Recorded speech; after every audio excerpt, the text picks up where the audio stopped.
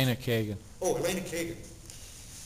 I don't know that she's a socialist or a Marxist. I haven't seen that in what she's written, but she did write a rather fawning thesis about the socialist movement of the 30s or something along those lines. Well, did you see her letter to the editor? It was an article in the paper where it was right after the '94 elections, and she said something about, you have seen that. Yeah, and there she's talking about left. She said she was just distraught that Republicans had won the election, and said, and she recorded her thoughts in some way in any event, and said, it's my hope that after a couple of years the public will tire of this and we'll come back with an even more left-wing. A leftist left, I think, is what the term was. Leftist left. Yeah. I have no doubt, and I told her this when I met with her Monday, that she is a liberal progressive. I don't like that word, but that's the word that's used to describe a movement that started with President Wilson and really was sort of a quasi-socialist but very left-wing in any event. And it seems to me that during her career, she has demonstrated that she is very leftist. Now the question is,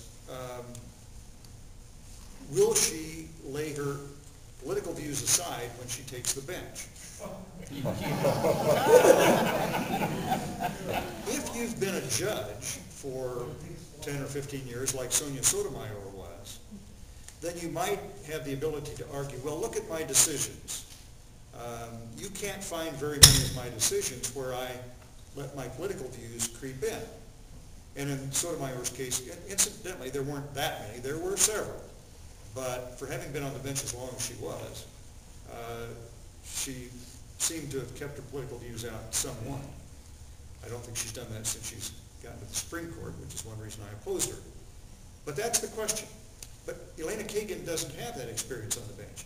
So I asked her, I said, what can you point to that gives me some reason to believe that you won't translate your political views into your judicial opinions? Well, that's just the way I've conducted myself and so on.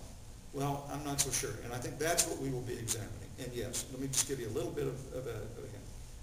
I don't think that the memos during her time in the Clinton White House are going to be all that helpful, though there is some material in there that's useful. I think more useful are the bench memos that she wrote when she was a law clerk advising Justice Marshall, Thurgood Marshall, on what he should do in cases. She was very direct about the very tactical political way that she approached that advice.